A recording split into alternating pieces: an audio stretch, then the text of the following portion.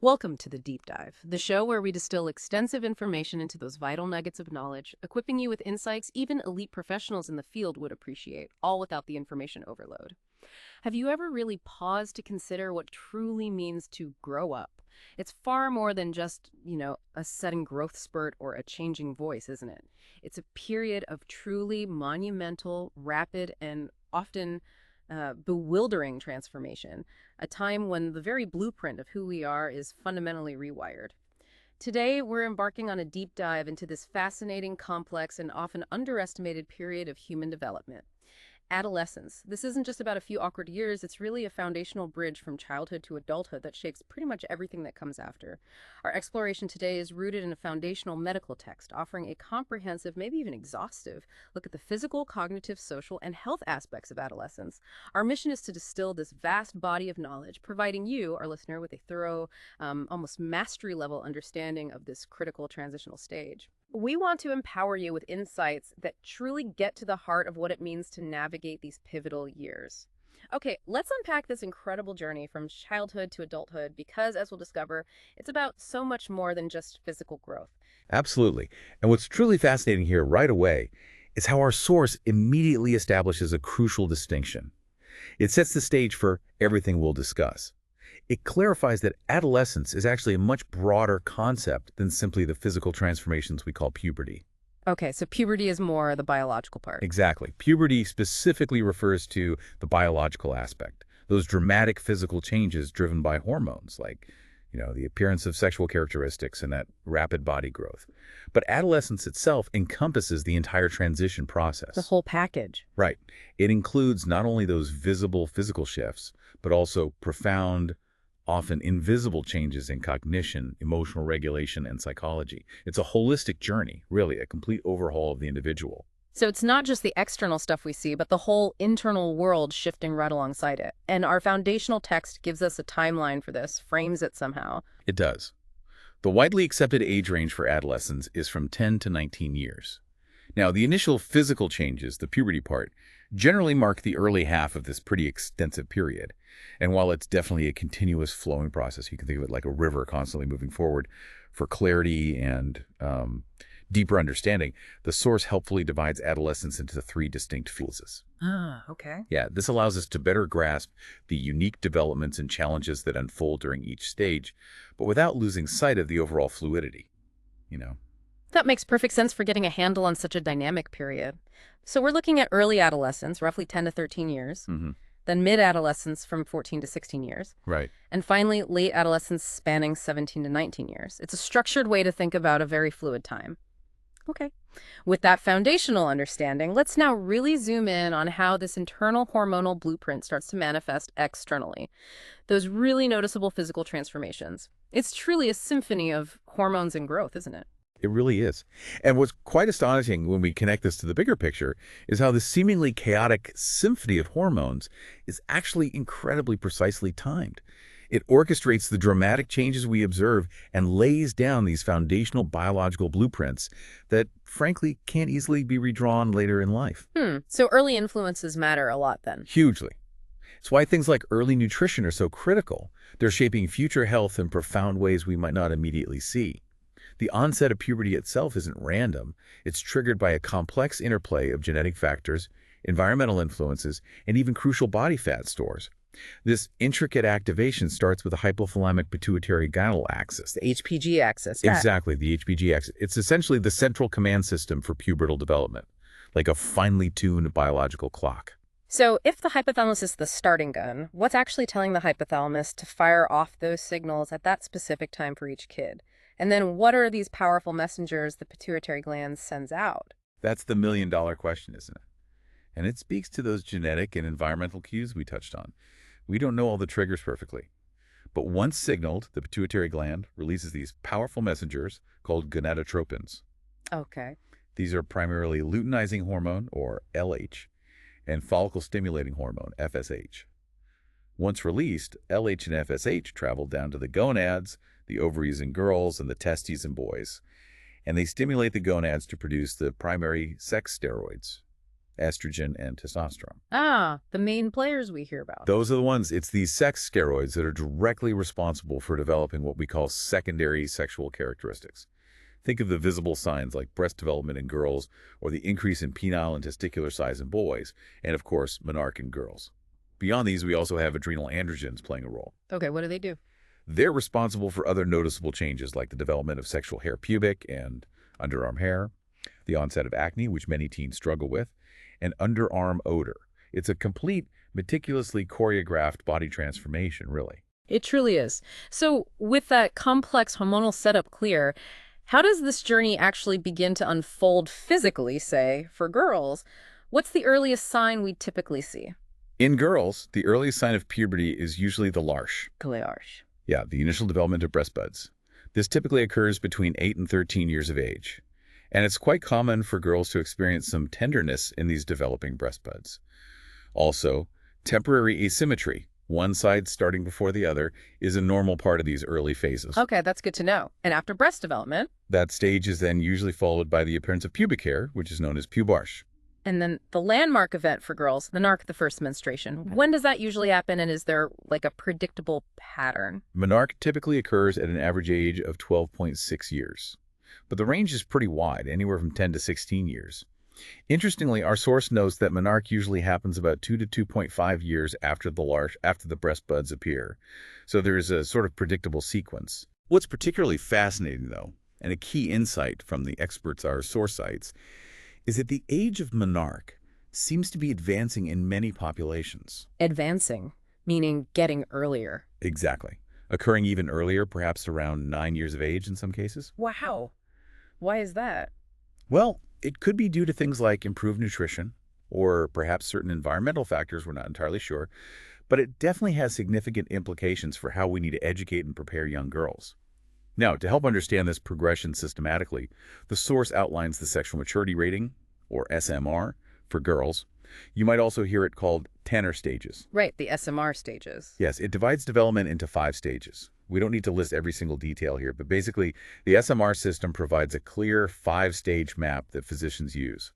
It's a tool that helps understand normal progression, but also crucially highlights that there's immense variability. Meaning kids develop at different rates. Precisely.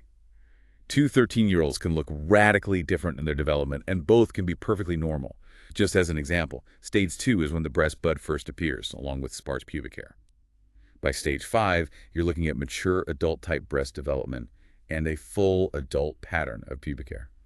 That really paints a clear picture of the stages without getting bogged down in every tiny detail. Yeah. Okay, so turning our attention to boys, how does their journey through puberty begin and progress? How does it compare to girls? For boys, the earliest physical change indicating puberty's onset is an increase in testicular size. This typically happens between 9 and 14 years of age, with the testes reaching a volume of about 4 milliliters or a length of 2.5 centimeters. That's the first definitive sign. Okay. This is then followed by the appearance of pubic hair and subsequently the lengthening of the penis. And when do they hit that milestone of sperm production? And what about those voice changes we always associate with puberty in boys? Right.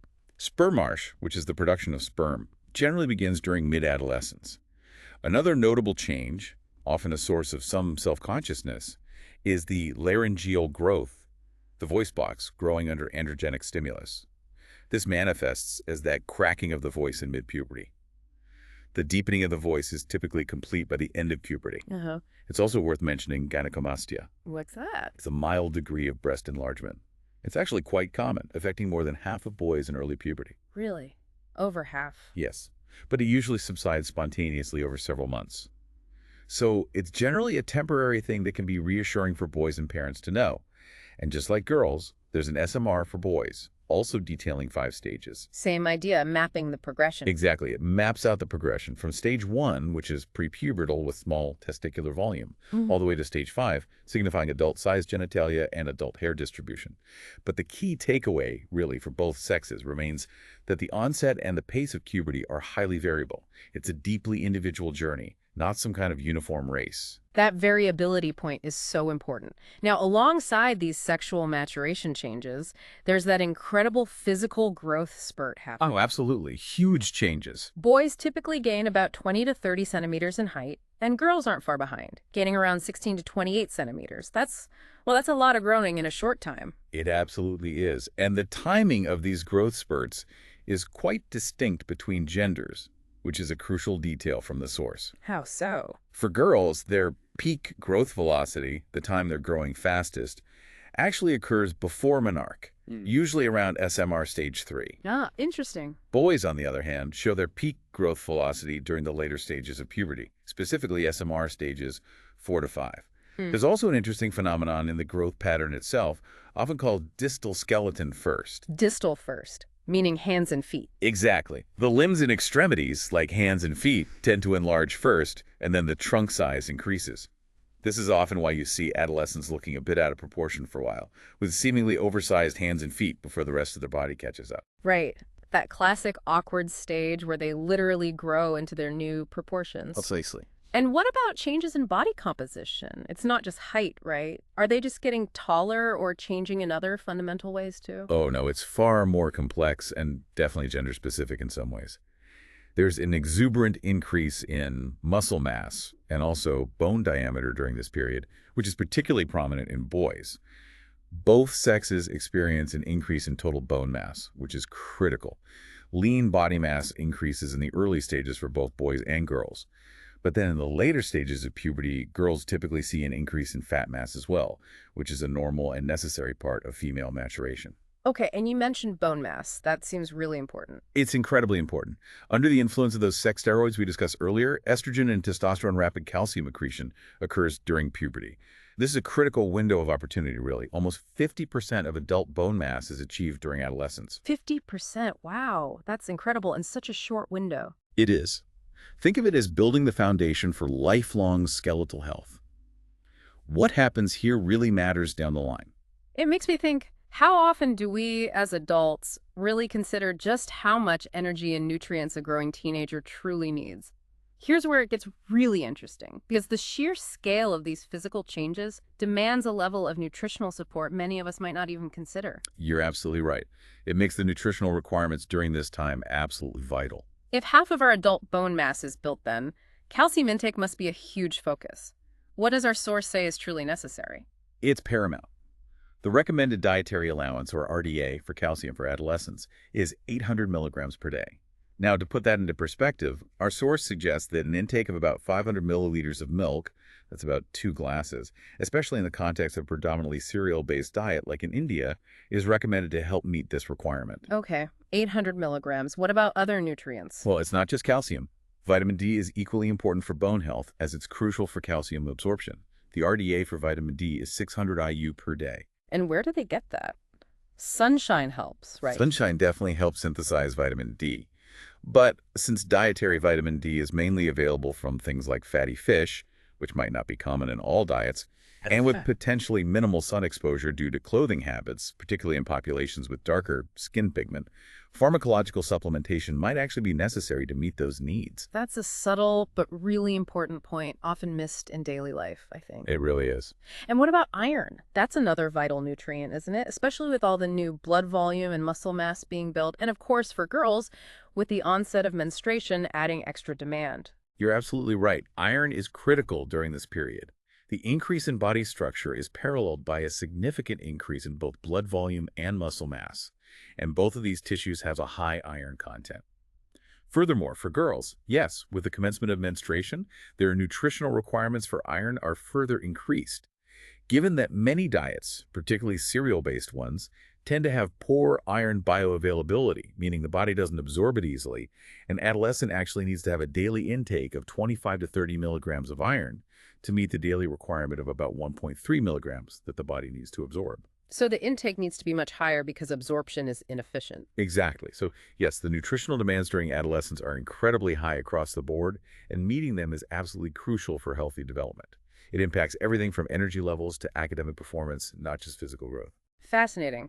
So we've talked about the dramatic physical changes, but what about the equally profound shifts happening inside the adolescent mind? It's not just a body that's transforming, but a whole new way of thinking and interacting with the world is emerging. Precisely. And this raises a really important question, How do these fundamental shifts in thinking and social interaction shape an adolescent's vulnerability and also their approach to health. It's truly a complex interplay. We know from things like volumetric and functional imaging techniques, brain scans essentially, that the adolescent brain isn't just growing bigger uniformly. It undergoes subtle structural changes and differential growth. Different parts are developing at different rates. And one key area is the frontal lobe, right? The decision-making part. Exactly. What's particularly significant is that the frontal lobe, which is responsible for those crucial executive functions like impulse control, planning, judgment, risk assessment, that's one of the last areas to fully mature. It continues developing well into the early 20s. Which explains a lot about teenage behavior sometimes. It certainly contributes. While the exact implications of all these brain changes are still being actively researched, they strongly indicate a profound reorganizational or accommodating effort by the brain. This structural and functional rewiring parallels a multifold increase in its functional capabilities, allowing for much more complex thought processes and abstract reasoning to emerge. So it's not just more brain cells, but the connections, the wiring, the efficiency, it's all profoundly changing. Yeah. Leading to new ways of processing information, judgment, social cues, the works. That's a great way to put it. And our source outlines how this cognitive and social development unfolds across those same three phases we discussed earlier, early, mid, and late adolescence. Yes, breaks it down that way, which helps make sense of this intricate progression. In the early phase, roughly 10 to 13 years, the concrete thinking model from childhood often persists. Concrete thinking, meaning? Meaning concepts are still perceived more literally. Abstract ideas, hypothetical situations, long-term consequences, those are harder for them to grasp fully. Teens in this phase tend to be more impulsive and often have a limited ability to perceive the future implications of their current behavior. That developing frontal lobe again. Exactly. It makes them more vulnerable to immediate gratification or peer influence. Socially, they often prefer same-sex peers, and many become excessively conscious of what others think, especially about their appearance and actions. This fuels a lot of self-consciousness. Curiosity about sexual anatomy and comparing themselves with peers is also pretty common at this stage. That makes sense. Still very much rooted in the immediate tangible world and the social dynamics right there in front of them. What about the mid-phase then, 14 to 16 years? This is often when we see more rebellion and boundary testing, right? The mid-phase is often marked by a significant shift towards emotional autonomy. Adolescents at this stage might seem more detached from their family as they begin to assert their independence. This, understandably, can often lead to increased parent-child conflict as they navigate these new dynamics. And cognitively. Cognitively, this is where abstract reasoning truly starts to emerge and strengthen. The youth begins to think beyond themselves, consider multiple perspectives, grapple with what-ifs, and engage with more complex hypothetical concepts. Okay. Socially, acceptance by the peer group becomes critically important, often shaping their choices, their style, their behaviors. Fitting in is huge. And, notably, sexual experimentation, often starting with things like masturbation, frequently begins at this age as they explore their changing bodies and emerging identities. And finally, the late phase, 17 to 19 years. This sounds like the culmination of many of these changes, a real solidification of their identity moving towards young adulthood. Indeed. By this time, most of the major pubertal changes are already achieved physically. Cognitively and socially, there's usually a stronger establishment of moral values and a more robust, independent self-identity forming. They generally gain an improved ability to suppress impulsivity and become less affected by peer pressure, which indicates that maturing frontal lobe and greater self-regulation kicking in. So judgment improves. Hopefully, yes. Personal relations, deeper connections become more important than the broader peer group, leading to more meaningful friendships and often romantic relationships. The youth typically becomes more career-oriented and starts engaging in both short-term and long-term planning for their life goals, demonstrating a much greater sense of future orientation. And for many, this is the phase where they begin engaging in sexual activity if they haven't already. It's fascinating how those fundamental shifts thinking, moving from concrete to abstract, focus shifting from family to peers and then to individual identity, how that profoundly influences how adolescents perceive and manage their health and where their unique vulnerabilities might lie. Absolutely. It impacts everything. Which brings us to a fascinating paradox you mentioned earlier, the attitude towards adolescent health. We often assume this is the peak of health, a time of boundless energy and resilience, maybe because they're young and seem physically active. But our source challenges that, pointing out that adolescence often coincides with the onset or the manifestation of many health disorders. That's such a crucial point, and it really goes against that common perception. Despite the outward appearance of vitality, this is definitely a period of hidden challenges. For instance, our source notes that many girls are often entirely unprepared for menarche, their first period. Without proper education, it can be a significant, confusing, and even frightening event. Yeah, I can imagine. And high-risk behavior, as we briefly touched on earlier, is particularly common in that mid-adolescent age group, 14 to 16. Why then specifically? It's likely due to that combination of factors. The still developing frontal lobe affecting judgment and impulse control, coupled with the increased influence from peer groups, and that burgeoning sense of independence, often leading to a limited perception of future consequences. It's a risky mix. And the data certainly seems to bear this out regarding some behaviors. The National Family Health Survey the NFHS-4, reported the median age of sexual debut for boys was 24 years and for girls, 19 years. However, the source also notes that a significant proportion of adolescents are sexually active much earlier than those median ages. So there's a divergence between maybe broader social norms or averages and the reality for a number of teens. Exactly. And while knowledge about contraception seems to be improving among adolescents, there remains a concerning gap in comprehensive understanding. For example, despite increasing awareness about HIV among Indian youth, our source highlights that most of them still lack comprehensive knowledge of the disease, how it's transmitted, how to prevent it. That's a critical vulnerability given the potential for early sexual activity. And beyond these individual behaviors, it's important to remember adolescents are under immense pressure from multiple angles. It creates what feels like a perfect storm of challenges sometimes. We're talking about navigating those rapid hormonal changes, trying to integrate evolving world concepts with that new abstract thinking, the constant need to cope with societal expectations from parents, teachers, peers, and the fundamental, deeply personal need to establish their own identity. Who am I? Where do I fit? That sounds like a tremendous amount to handle for anyone, let alone someone navigating such profound internal and external shifts all at once. And our source makes a rather pointed observation about the healthcare system, particularly in the context of India, not always meeting these needs. It does. It emphasizes that the diverse problems faced by adolescents in India are often not adequately addressed by the existing healthcare system. This gap can lead to many critical issues being overlooked or going unmanaged, potentially creating long-term health consequences that could have been prevented or mitigated. So if we delve into the general health problems in more detail, nutrition and eating disorders seem like a major area of concern based on what we discussed about growth demands. They really are. During this period of rapid growth, as we established, there's that dramatic increase in nutritional requirements. And it's crucial to remember it's not just about energy and protein. Micronutrients, vitamins, and minerals are equally, if not more, important for healthy development. And the statistics here are quite alarming, aren't they? Highlighting a persistent public health issue. The NFHS-4 data revealed that a staggering 53% of Indian adolescent girls are anemic.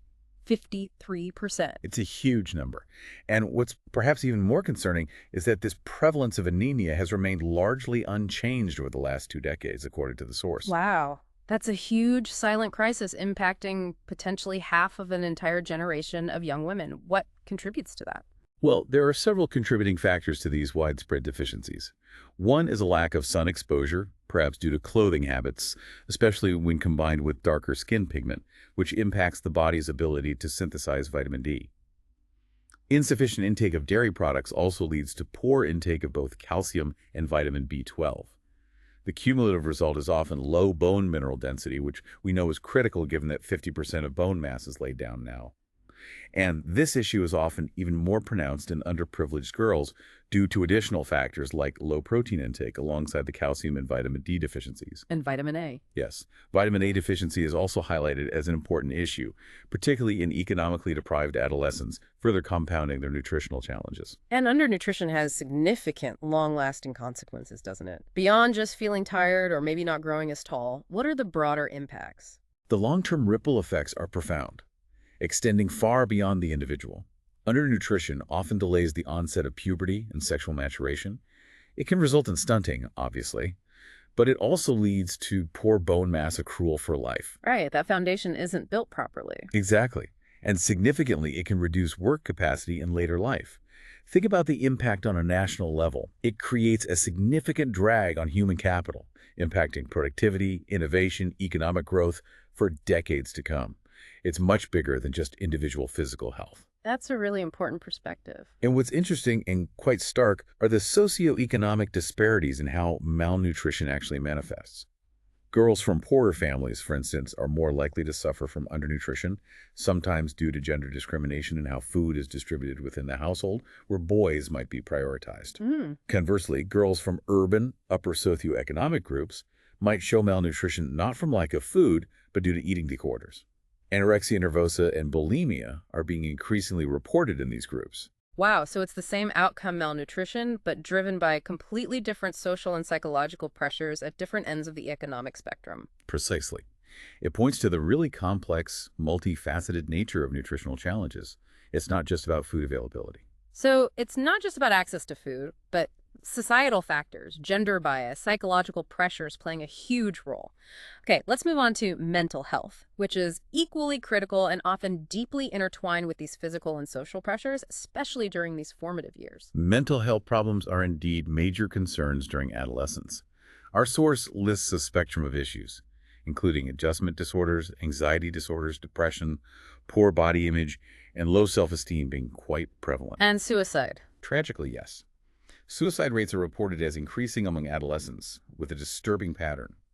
A higher number of completed suicides in boys, but attempted suicides more frequently reported in girls.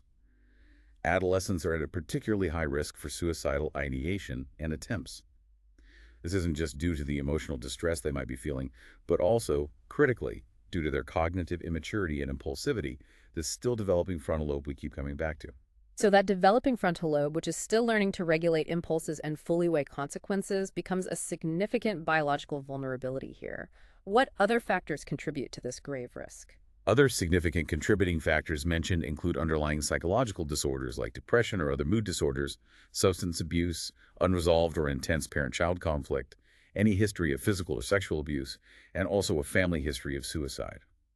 All of these create a complex risk profile that really needs careful, multifaceted attention and intervention. It's a heavy topic, but so important. And then there's sleep, which is often overlooked, maybe dismissed as just teenagers being lazy. But it's critically important for their well-being, isn't it? Influencing everything from mood to school performance. Absolutely. I know I always felt like I needed more sleep as a teenager. Does our source confirm that they actually physiologically need more sleep during this rapid growth phase? It absolutely does. During this period of rapid physical and neurological growth, adolescents actually have increased sleep requirements compared to younger children or adults. What's more, there's a documented physiological delay in melatonin secretion. Melatonin being the hormone that helps regulate our sleep-wake cycles. The delay? Yes, a natural delay. It pushes their natural sleep onset and awakening times later by almost an hour compared to adults. This makes it genuinely harder for them to fall asleep early, even if they try to. Their bodies are just not ready for sleep at 9 or 10 p.m. like an adult might be. That explains why so many teens are night owls and struggle to get up in the morning. It's a big part of it. And in urban adolescence, this physiological tendency can be severely compounded by external factors, increasing academic pressure, prolonged study hours, or maybe watching television or engaging with phones and electronic media late into the night, which further disrupts melatonin. And the consequences of chronically poor sleep can be pretty far-reaching, right? Impacting more than just feeling tired. Absolutely. Poor sleep habits are likely to significantly impact school performance, causing daytime drowsiness, which affects learning, attention, and memory consolidation. Beyond academics, inadequate sleep can also contribute to things like aggressive behavior, conduct disorders, increased anxiety, restless leg syndrome, and even depression. It truly impacts their entire functioning, both physically and psychologically. It's not a minor issue. No, definitely not. Okay, finally, in this section on general health problems, let's talk about infections. With increased outdoor activity, maybe more socializing, adolescents are naturally exposed to a wider array of infections, aren't they? That's right. They're interacting more with the world. Yeah. So we're talking about potential exposure to things like tuberculosis, TB, HIV, common skin infections, parasitic infections, and critically sexually transmitted diseases, or STDs, also called STIs. And the source mentions that early sexual activity isn't uncommon, despite some of those median age statistics we cited earlier showing later ages on average. Correct. there's a significant minority who are active earlier. And this early activity, often combined with various biological and psychosocial factors, makes adolescents particularly susceptible to these infections. What kind of factors? Well, biologically, for girls especially, their vaginal mucosa, the protective lining, might be physiologically immature or incompletely estrogenized compared to adult women, making them physically more vulnerable to pathogens. And psychosocially, as we discussed, they often lack preparedness or comprehensive knowledge regarding safe sex practices, including consistent use of barrier contraceptives like condoms. So it's a combination of biological vulnerability and maybe lack of knowledge or risk perception. Exactly. These vulnerabilities really underline the complex interplay of biological development and social factors in adolescent health, creating this complex web of risks that needs careful navigation and support. It's crystal clear that adolescence is far from being just a period of automatic peak health. Yeah. It's actually rife with specific vulnerabilities and challenges that demand a really nuanced understanding and proactive intervention. Let's dive deeper into some of these, maybe starting with problems more specific to females that our source identifies. Okay.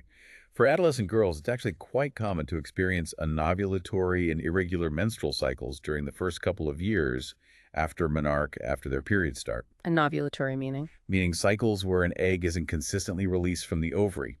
And the cycles themselves can be unpredictable in length and flow. This is often a normal part of the body just adjusting to its new hormonal rhythm, the HPG axis maturing, but it can definitely be confusing and worrying for young girls if they don't know what's expected. Sure, but there are also specific conditions, right, like PCOS. Yes, a significant concern mentioned is polycystic ovary syndrome, or PCOS. The source states it affects approximately 9% of adolescent girls, which is quite a high number.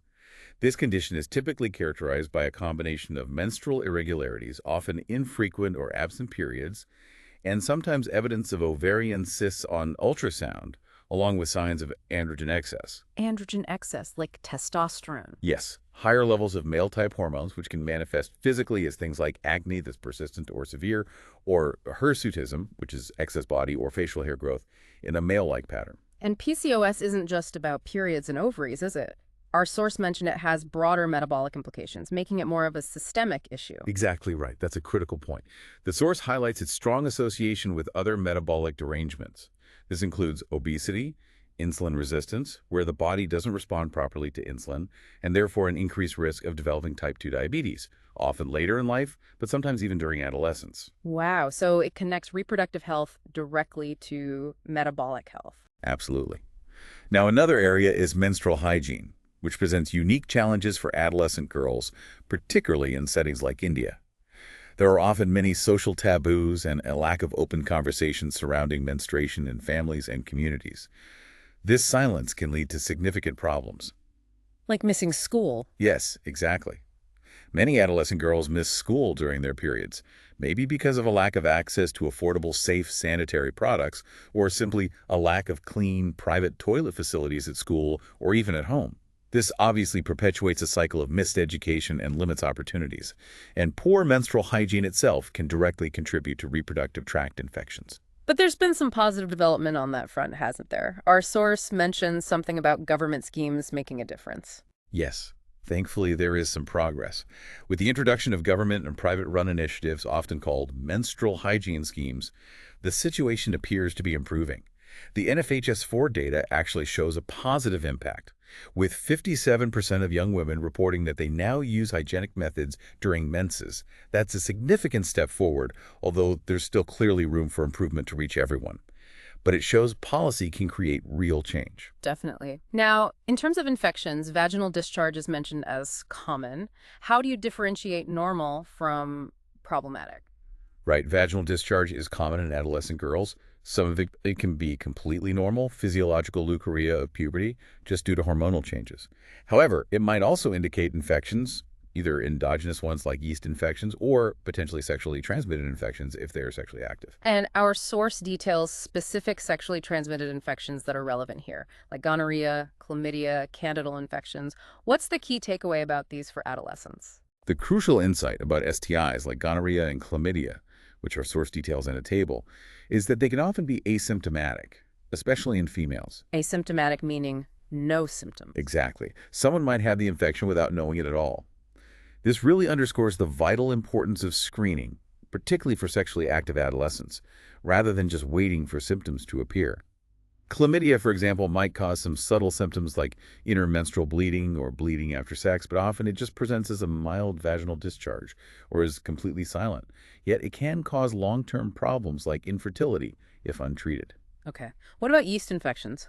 Candidal infections or yeast infections become more common with the onset of menstruation and often have a kind of cyclic nature, maybe flaring up around period time.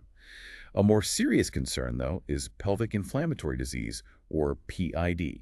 PID, what is that exactly? It's basically a spectrum of inflammatory disorders affecting the upper female genital tract, the uterus, fallopian tubes, ovaries. It typically occurs in sexually active females and is usually caused by untreated STIs like chlamydia or gonorrhea, ascending upwards. PID can present with symptoms like lower abdominal pain, often accompanied by vaginal discharge. Finding tenderness in the lower abdomen or during a pelvic exam when moving the cervix or feeling the ovaries is highly suggestive of the diagnosis.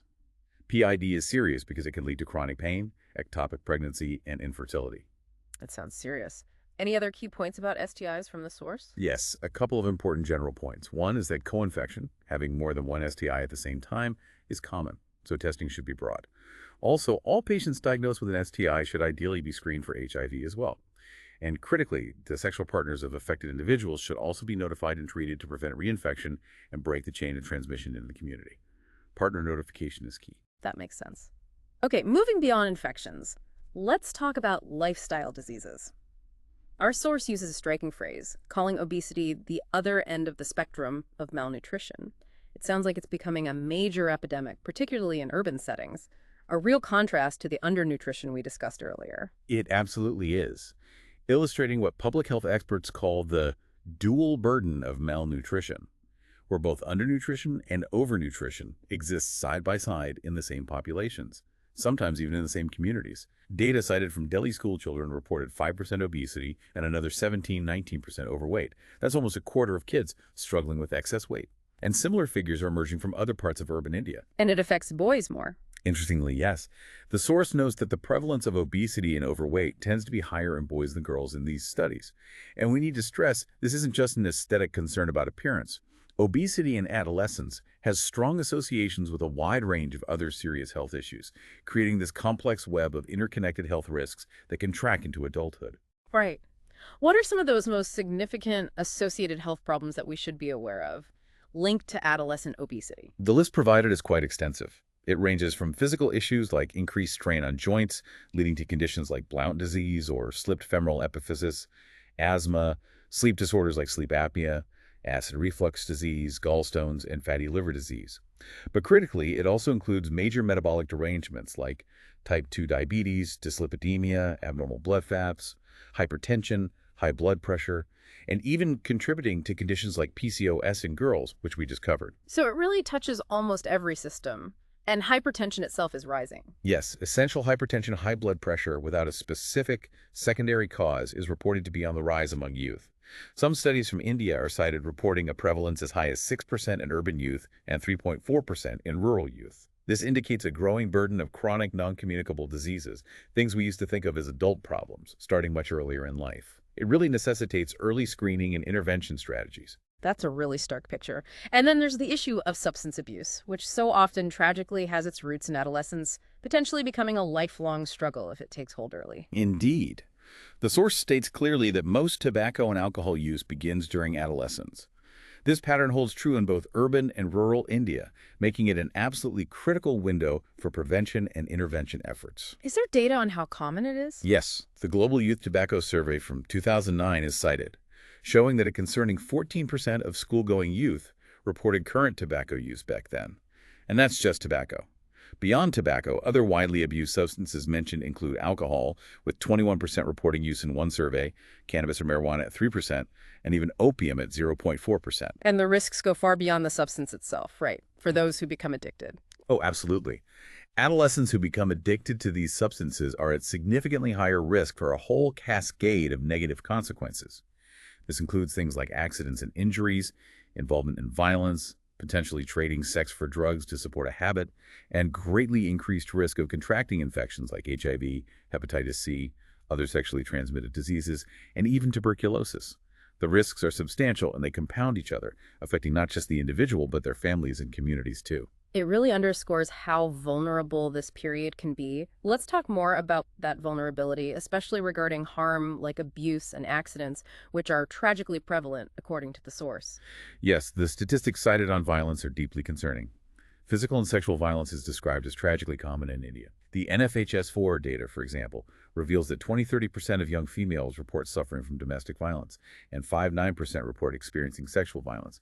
These are high numbers reflecting widespread issues. And accidents. Accidents, chillingly, are highlighted as the major cause of mortality in this age group.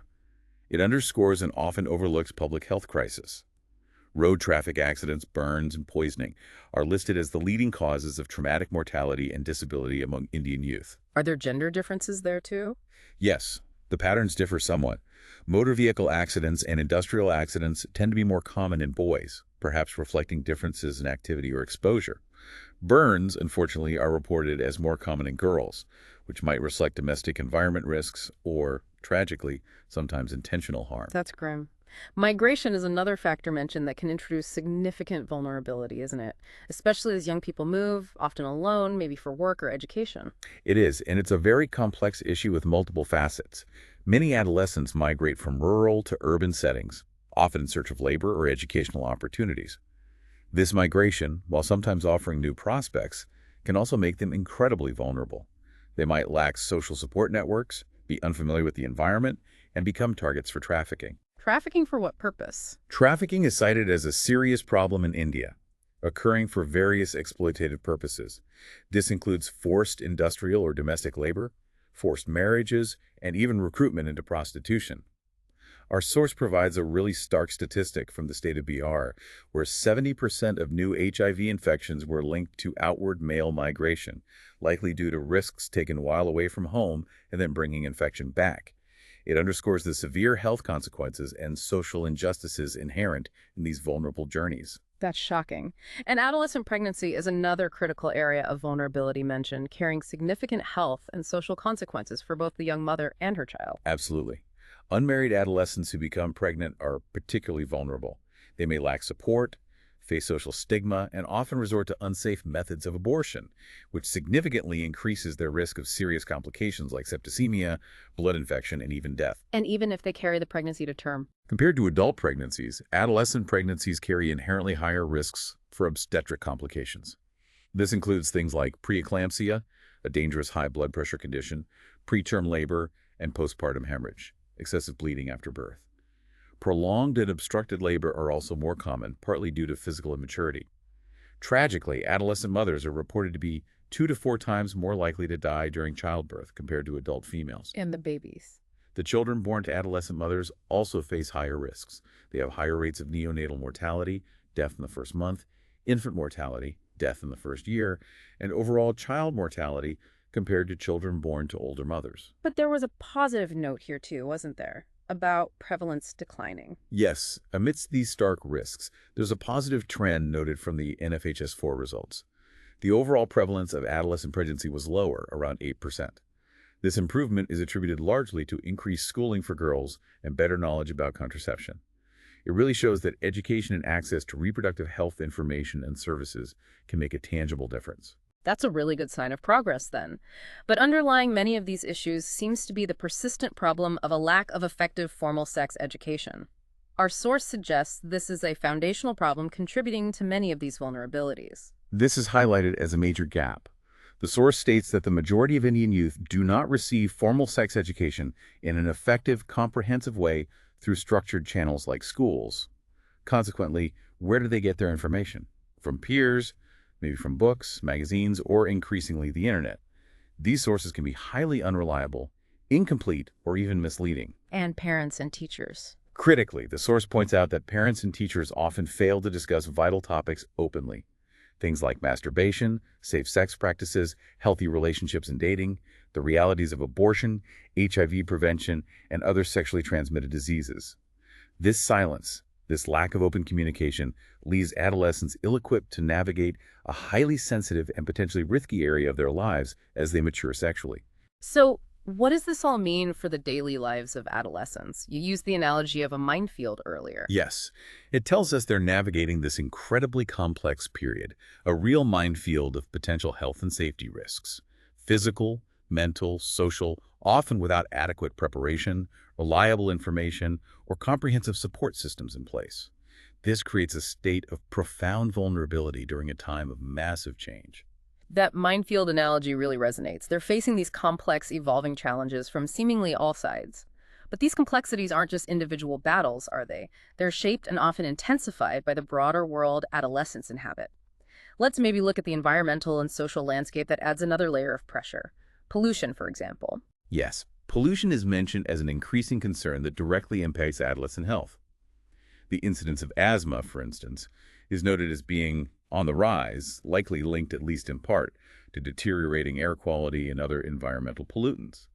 And there's also mention of ongoing research investigating the potential role of electromagnetic exposure from communication devices, phones, Wi-Fi, etc., in various disorders.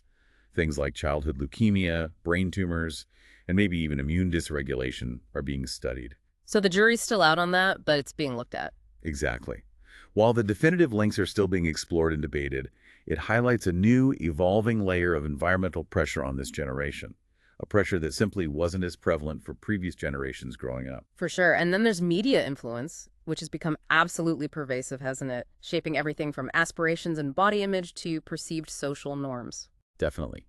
The easy, almost constant availability of electronic media exposes adolescents to an overwhelming amount of unsupervised information, imagery, and influence from all across the world. They can be highly susceptible to, say, the glamorous portrayal of tobacco or alcohol consumption in movies or ads, which can normalize dangerous behaviors. They can also develop unrealistic expectations about life, relationships, success, and appearance based on curated online personas or fictional media. And they can be exposed to content depicting things like physical aggression, destructive behavior, or unprotected sex, often without the critical context or guidance needed to process it healthily. And the impact isn't just about content, but also time spent, right? That's a huge point. A significant issue highlighted is that spending excessive amounts of their spare time indoors, maybe on social networking sites or gaming, can lead to a deprivation of sunlight, affecting vitamin D, reduced physical activity, contributing to obesity, and paradoxically can also lead to social isolation, despite feeling digitally connected. That's a real dichotomy, isn't it? Feeling constantly connected online, but becoming perhaps more physically and maybe even genuinely socially isolated. It's a profound and contradictory impact of modern media that we're still grappling with. And peer pressure. We know it's a natural, even healthy part of social development, learning to navigate group dynamics. But it can also be a huge driver of risk-taking in these vulnerable years. It's absolutely an inherent part of adolescent social development. Young people are actively seeking belonging and trying to form their identity, often within their peer groups. That's normal. However, the pressure for conforming to peer group norms, whether spoken or unspoken, can heavily influence many of their actions and decisions. This includes potentially engaging in risk-taking behavior, like experimenting with drugs or alcohol or dangerous driving, simply to fit in or seem cool. It's a powerful force, for better or for worse, that requires careful guidance and strong internal values supported by adults. And poverty, unfortunately, seems to exacerbate many of these challenges, creating almost a cycle of disadvantage that's hard to break. It really is a fundamental disadvantage that compounds almost all the existing vulnerabilities we've discussed. How does poverty specifically impact adolescents, according to our source? What are the connections made? Adolescents from poorer families are far more likely to have inadequate diets, contributing directly to the malnutrition and resulting health issues like anemia and stunting we talked about earlier. Beyond nutrition, studies are cited showing that children belonging to poorer families also have higher chances of experiencing depression, exhibiting antisocial behavior, and engaging in substance use or sexual activity at earlier ages compared to their wealthier peers. This really highlights how socioeconomic status can profoundly influence health outcomes, risk behaviors, and overall vulnerability, creating deeper health disparities right from adolescence. And illiteracy, or lack of education, ties into this as well. While literacy rates are improving, our source mentions that still around 33% of Indian youth are not able to complete their primary education. That's a huge number. It is. And the source points out that female gender, living in a rural background and coming from a poor family, are significant risk factors for dropping out or not completing education. This ties directly into gender discrimination again, doesn't it? It absolutely does, underscoring the deep-seated inequalities that persist and intersect. Poverty and gender bias often go hand in hand in limiting opportunities, especially for girls. Okay, what about stress? Academic and emotional stress seems like another pervasive issue that can impact all adolescents, maybe regardless of their background. Yes, definitely. Examinations, for instance, are highlighted as causing significant physiological and psychological stress for many students. The pressure can be immense. But beyond exams, various other factors contribute to stress among youth. We're talking about the pressure for peer acceptance, maybe experiences of discrimination based on caste, religion, or appearance, the sheer academic burden in competitive systems, overwhelming parental expectations for success, and also the stress of adapting to changing social environments. Like moving schools. Yes. Specific examples given include things like switching from a vernacular medium school to an English medium one, which could be a huge adjustment, or dealing with exceptionally long hours of school combined with extra tuitions, leaving little time for rest or recreation. These stressors are often unaddressed. And the impact. Well, the source notes that while most adolescents develop adequate coping skills to manage these stressors, some unfortunately develop serious adjustment problems. This can result in significant psychological effects, like anxiety or depression, and even somatic effects, physical symptoms like headaches or stomach aches caused by stress. And then there's the deeply entrenched issue of early marriage, which poses a major challenge, especially for girls, often cutting short their development, their education, their opportunities entirely. Yes, this is a critical issue highlighted. Although the legal age for marriage in India is 18 years for girls and 21 years for boys, the source states that many states still widely practice childhood and early marriage, particularly in certain communities and regions. Alarmingly, it quotes figures suggesting almost 30% of Indian girls between the ages of 15 and 19 years are married, and these proportions are even higher in rural areas. 30%, that's staggering. It is, and this practice often forces girls to drop out of school.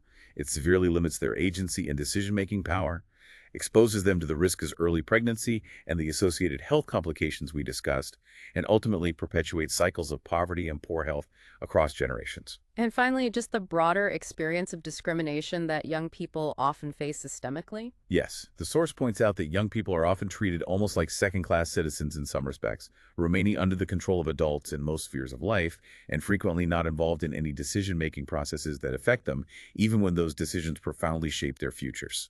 And this is worse for girls. It's noted as being particularly pronounced for adolescent girls. They often face specific limitations on their mobility, maybe being asked to limit their outdoor or extracurricular activities, sometimes confined more to their homes, and expected to perform a significant share of household work compared to boys. This gender-based discrimination is visibly seen not just in these social restrictions, but also impacts their access to education and sometimes even how food is distributed within families, as mentioned earlier. It paints a picture of a really complex tapestry of challenges, doesn't it? These environmental and social pressures weaving together to influence every aspect of an adolescent's development and well-being. It really demands a comprehensive and empathetic approach from society as a whole. Absolutely. You can't just look at the individual. You have to see the whole context. Exactly. These challenges are immense, and they really underscore the critical importance of having a robust, sensitive, and legally informed healthcare system ready to support adolescents through this. As you said earlier, it's got to be about empowering them, not just treating symptoms when things go wrong. So let's turn our attention now squarely to the healthcare provider's crucial role in all of this. What should an adolescent health visit truly entail to be effective, according to our source? Well, the source provides a pretty detailed checklist, essentially, for an adolescent health visit that highlights a truly comprehensive approach is needed. It can't be just a quick checkup. Yeah. It begins, as always, with taking a thorough history. And crucially, this involves getting information from both the parents and the adolescent, preferably separately for part of the conversation, if the adolescent is old enough and agrees. Why separately? To allow the adolescent a confidential space to discuss potentially sensitive issues they might not raise in front of parents. The history covers the basics, like presenting problems or parental concerns about growth and development, but also digs deeper into academic success, school absenteeism, a detailed diet history, looking specifically at calcium, protein, and iron intake, but also asking about things like junk food consumption, menstrual history for girls, and any sleep problems. This comprehensive history is really the foundation for understanding their overall well-being. Okay. And then, when interviewing the adolescent separately, what specific, often sensitive areas should be covered to get that full picture? When talking to the adolescent alone, it's vital to gently inquire about things like their emotional well-being, any signs of anxiety or depression, their relationships with family and peers, their feelings and outlook towards the physical and sexual changes they're going through. It also includes asking, in an age-appropriate and sensitive way, about any involvement in romantic relationships or sexual activity, their awareness and use of safe sex practices and contraception if relevant, any specific problems related to their sex organs they might be worried about, and any use of tobacco or other substances. That requires a lot of skill and trust building. Absolutely. The physician also needs to be prepared to counsel and clear up doubts or misinformation on these sensitive topics, and maybe assess the adolescent's relationship with their family and the level of communication they have on these matters. It's really about building trust and creating a safe, non-judgmental space for disclosure. Okay, so that's the history taking. Beyond that, the physical examination sounds equally comprehensive, looking for both the obvious things and maybe more subtle cues. It is. The exam should include standard anthropometry.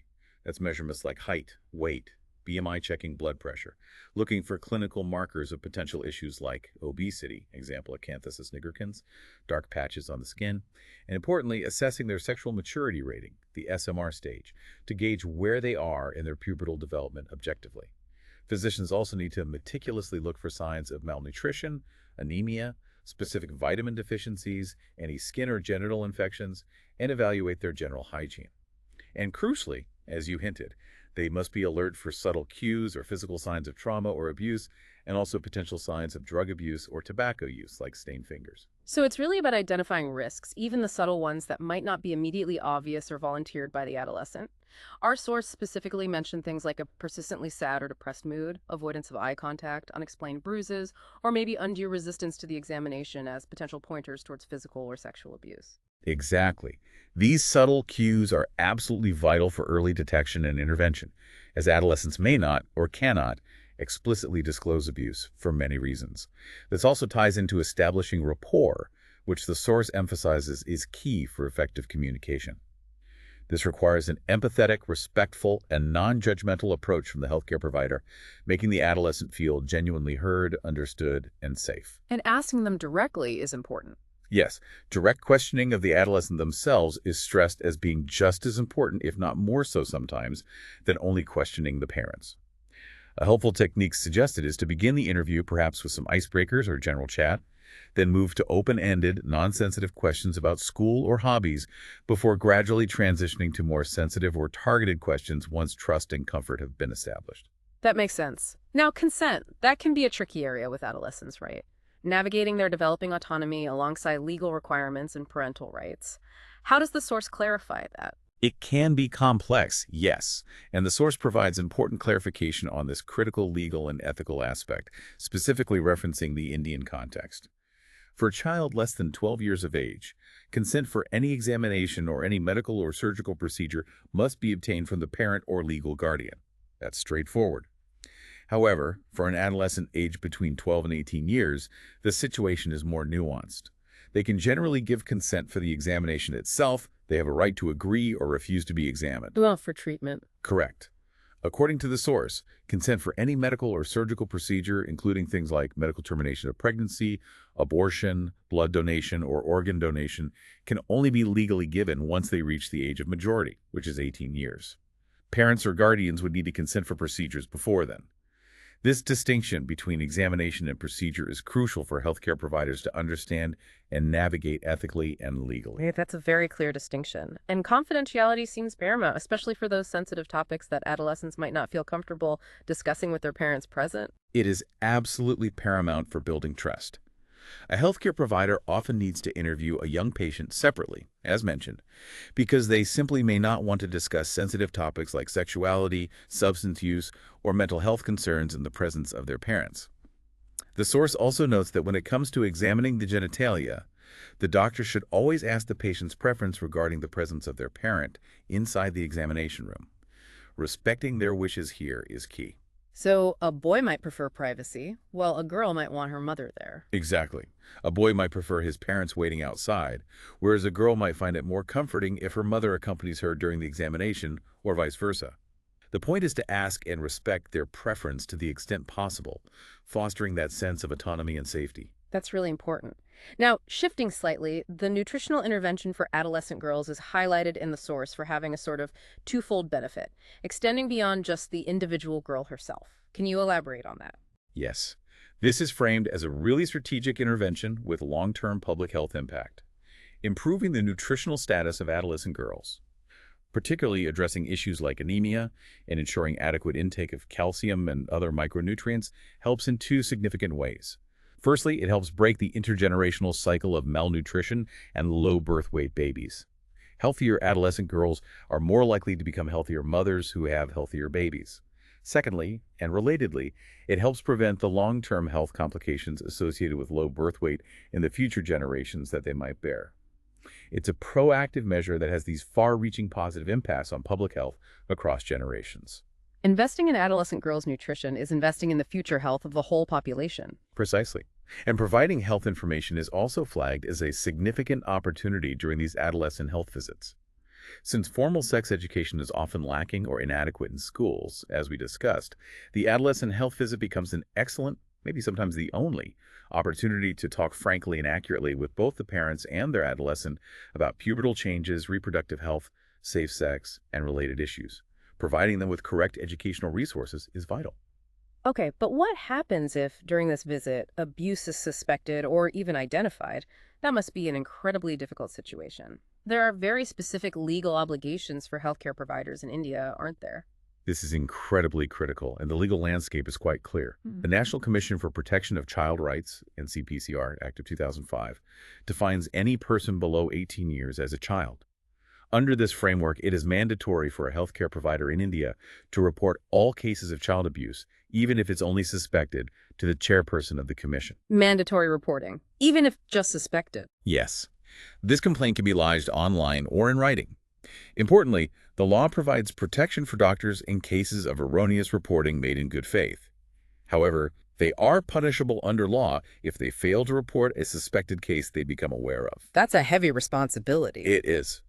Furthermore, the source stresses that adolescents with special needs, or those who are identified as victims of any kind of abuse, require comprehensive social and psychological support, well beyond just immediate medical treatment. Referral to appropriate services is key. So this leads to the idea of adolescent-friendly health services. It sounds like it's really about tailoring care to meet these specific, diverse, and often highly sensitive needs we've been discussing. What are the core components that make these services effective? Exactly. These services are designed specifically to overcome the barriers adolescents often face in accessing healthcare. They aim to provide things like reproductive health services, nutritional counseling, mental health support, sex education, and life skills education in a setting that adolescents feel comfortable, safe, and respected in accessing. What makes them friendly? Key qualities identified that have a positive impact on adolescent clients include guaranteed confidentiality, easy accessibility, location, hours, cost, a friendly, non-judgmental attitude from all staff, and ideally, quick, efficient, and comprehensive healthcare delivery. They don't want to feel like they're being judged or lectured. Makes sense. Recognizing its strategic importance for overall public health, adolescent reproductive and sexual health has been identified as a key strategy under India's RCH-NUS program, Reproductive and Child Health. As a result, adolescent-friendly health clinics are now functional in many centers across the country, specifically aiming to reduce those barriers to care for young people. And our source provides a kind of blueprint for comprehensive care, doesn't it? A package of interventions for healthy adolescents. Yes, that's box 5.1 in our source material, and it really lays out the full spectrum of care that ideally should be available. It's quite ambitious, but covers all the bases. It starts with promoting a healthy lifestyle, focusing on healthy food choices, regular exercise, strongly advising against tobacco, alcohol, and drug use, and even includes things like road safety awareness. What else is in the package? It includes vital preventive measures, like ensuring appropriate vaccinations, specifically mentioning the papillomavirus, HPV vaccine, and rubella vaccine for girls. Comprehensive anemia prevention, detection, and management is a major component given the prevalence. Extensive sexual and reproductive health support is crucial, encompassing sexuality education, promoting good menstrual hygiene, counseling on appropriate age for marriage and childbirth, and providing information and access to contraception. Mental health and violence prevention, too. Absolutely. Mental health support is key, emphasizing the need for a supportive family environment, access to counseling for anxiety and depression, prevention and management of hazardous substance use, and suicide prevention strategies. Violence prevention is also explicitly included, covering prevention of unintentional injuries like accidents, and also addressing gender-based violence. Of course, prevention, detection, and treatment of both communicable and non-communicable diseases are part of the package. And interestingly, it also includes preparing them for adulthood, focusing on developing parenting skills and understanding responsible roles as a future husband, wife, father, or mother. Wow, that is truly holistic. It's looking way beyond just immediate problems towards future well-being and societal roles. Yeah. It's a very forward-looking approach to adolescent health. It really is. Now, what if the worst happens and sexual violence is involved? That's an incredibly sensitive and critical situation requiring immediate and specific actions. What's the precise protocol for managing such a case from a healthcare perspective, according to the source? Yes. The management of sexual violence requires several critical immediate measures, handled with utmost sensitivity and expertise. Firstly, a forensic examination and meticulous collection of biological samples like blood, semen, hair, clothing fibers must be conducted by trained staff. This is crucial for legal purposes, ensuring evidence is preserved according to protocol. Simultaneously, immediate medical care for any physical injury sustained during the assault is paramount. And preventing pregnancy and infections. Yes, prophylaxis against pregnancy is essential. This typically involves emergency contraception, often using doses of levonorgestrel, which needs to be given as soon as possible, ideally within 72 hours of the assault. Prophylaxis against sexually transmitted infections is also crucial, given the high risk of transmission during assault. What specific medications or interventions are involved there? The source recommends a combination of antibiotics to cover the most common STIs. This usually includes a single oral dose of azithromycin, along with cefixime and metronidazole or tinidazole. This cocktail offers protection against infections like syphilis, gonorrhea, chlamydia, and trichomonas. Hepatitis B vaccination is also recommended if the person is not already immunized or immune. What about HIV? For prophylaxis against HIV, immediate referral to the nearest Integrated Counseling Testing Center, ICTC, or specialist service is necessary to assess the risk and initiate post-exposure prophylaxis, PEP, if indicated, ideally within hours. And beyond the immediate medical care, the trauma must be immense. Absolutely. Psychological support is vital and must be offered immediately and ongoingly.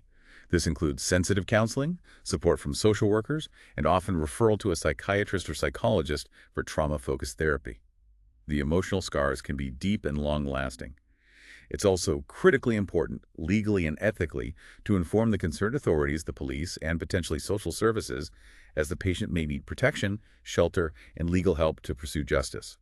Our source highlights Childline, the national helpline 1098 in India, as a crucial resource for support, protection, and guidance for children and adolescents in distress or needing protection. And there are specific legal frameworks in place in India, like the Protection of Children from Sexual Offenses, or POCSO, Act of 2012, which places a significant responsibility on professionals, including doctors. Yes. The POCSO Act is extremely significant and reinforces that mandatory reporting we discussed. It specifically protects individuals below 18 years from sexual offenses, assault, or harassment of any form, including physical acts or exposure to pornographic material. Critically, it explicitly mandates that any such event of abuse must be informed to the legal authorities, usually the police or special juvenile police unit. Failing to report such an incident makes the knowing person, and this explicitly includes healthcare providers, liable to legal actions, potentially including imprisonment. It underscores the profound legal and ethical responsibility on healthcare providers in these situations. There's no room for looking the other way. That's a very clear and strict mandate. Okay, so given all these complexities and risks, what's the recommended stance for healthcare providers on contraception for adolescents? It's often a highly debated topic, isn't it? It is, and requires careful balancing. The source suggests that pediatricians and other healthcare providers should primarily advocate for abstinence and delaying the initiation of sex to adolescent patients, emphasizing the emotional, social, and health benefits of waiting until they are older and more mature. But what if they are already active? Right. In cases where an adolescent is already sexually active or indicates they are likely to become active, then providing counseling and access to contraception becomes crucial for harm reduction. In this context, condoms are generally recommended as a better choice compared to some other methods, particularly because of their dual protection. They help prevent both pregnancy and sexually transmitted infections, which is vital for this age group. That makes sense. Is there anything specific mentioned about adolescents with disabilities? Yes, and this is a crucial and often overlooked point. The source explicitly states that adolescents with disabilities or mental retardation are often wrongly assumed by parents or even providers to be at low risk for STIs and pregnancy. This is a dangerous assumption. It stresses that parents of such children specifically need to be counseled regarding sexuality, consent, vulnerability to abuse, and appropriate contraceptive options if relevant, as their children might be particularly vulnerable and unable to advocate for themselves or fully understand risks. They are not automatically low risk. That's a really important clarification. Okay, let's touch on immunization. It's another key preventative measure for adolescents, going beyond the standard childhood schedule. Are there specific gaps in current practice in India that our source identified? Absolutely. A significant gap highlighted is the currently low coverage for the booster doses of tetanus toxoid, or TT, which are recommended at 10 and 16 years under the national program. Ensuring these boosters are given is important public health practice. And the HPV vaccine, that's a big one. Yes. A major recommendation discussed is the papillomavirus vaccine, or HPV vaccine. This is specifically recommended for peripubertal girls, ideally administered before the initiation of any sexual activity, usually between 9 and 14 years old. Why then? Because the vaccine is most effective if given before any exposure to the human papillomavirus strains it protects against. Its primary goal is to prevent HPV infection and, consequently, dramatically reduce the risk of developing cervical cancer later in life, which is a major cancer killer of women globally and in India. That sounds straightforward, but you mentioned counseling is crucial. Yes, it's crucial for parents to be counseled thoroughly about this vaccine. The principle behind giving it preventing a sexually transmitted infection might cause alarm or misunderstanding among some parents if it's not explained clearly and sensitively, focusing on the cancer prevention aspect. Good communication is key to uptake. Got it. And the overall immunization schedule recommended for adolescents includes not just the tetanus booster, often given as Tdap, which includes diphtheria and pertussis protection too, but also HPV and annual influenza. That's correct. The source summarizes a recommended schedule. Tdap is ideally given around 10-12 years, with boosters potentially needed later. Or, under the Universal Immunization Program in India, TT boosters are scheduled at 10 to 15 or 16 years. For the papillomavirus vaccine, the schedule depends on age.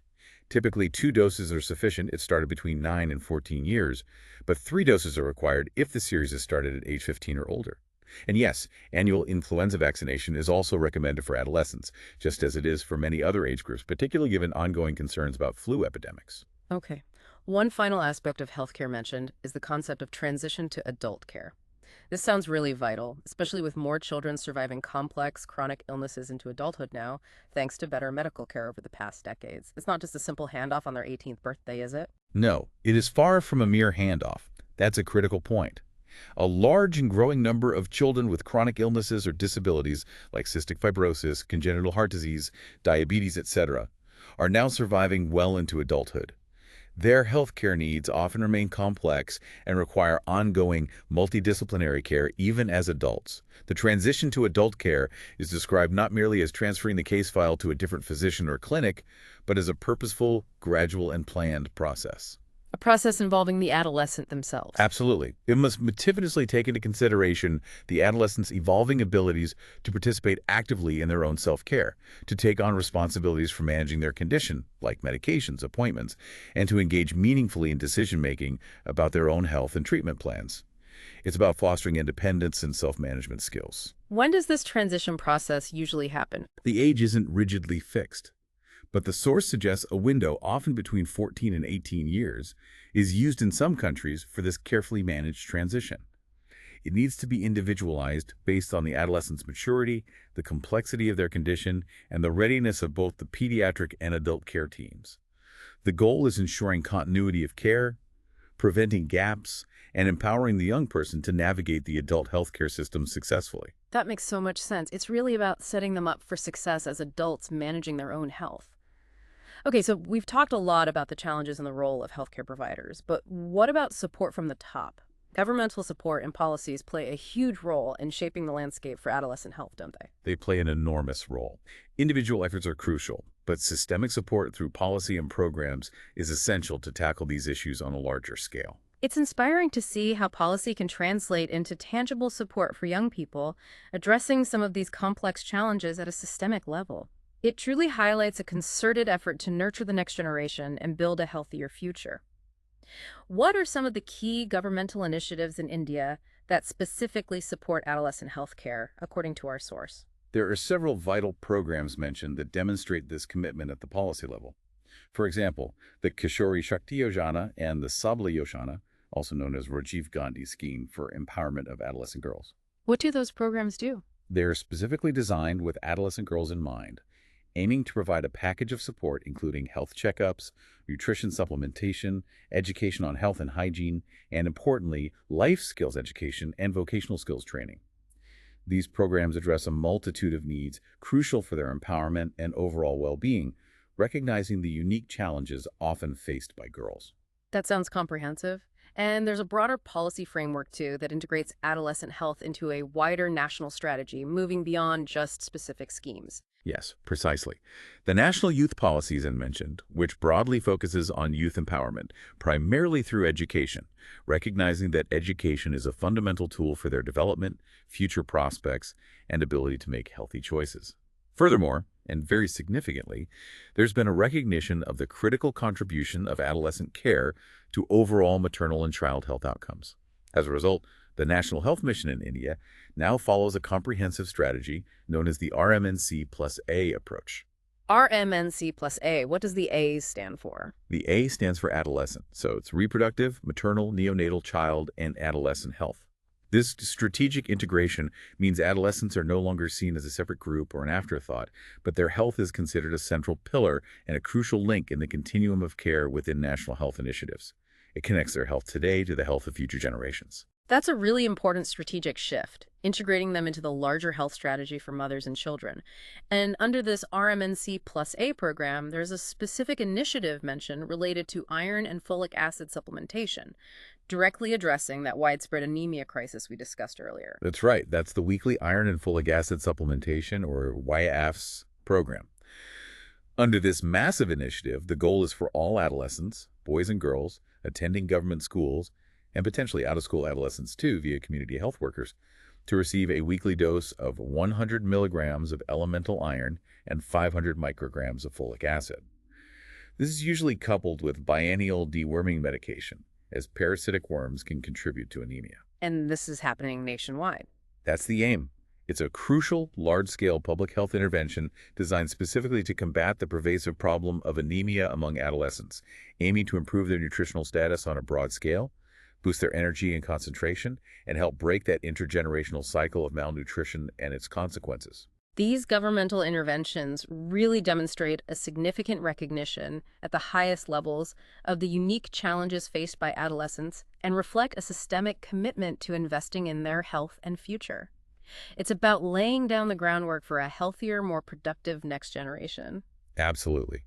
Policy and programs provide the essential framework and resources needed to support the individual efforts of healthcare providers, families, and adolescents themselves.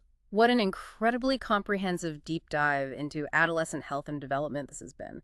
We've really unpacked everything, haven't we? From those distinct definitions of adolescence versus puberty. Right, clarifying that adolescence is the whole journey. To the profound physical transformations driven by that incredible symphony of hormones and growth, the phase where almost half our adult bone mass is built in just a few short years. A critical window. We then explored the evolving adolescent mind, tracking that shift from concrete thinking to abstract reasoning and understanding the critical role of peer groups and the search for self-identity.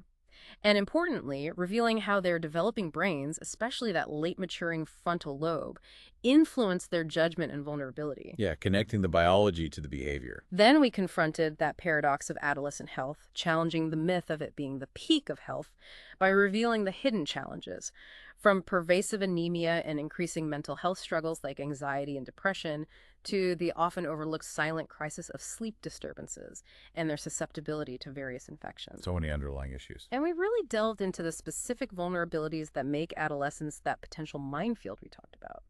The unique challenges faced by females, including menstrual issues and PCOS, the rising tide of lifestyle diseases like obesity and hypertension starting earlier, the pervasive issue of substance abuse taking root, and those profound vulnerabilities to harm from violence, accidents, migration, and the risks of early pregnancy. A lot of external dangers, too. Definitely.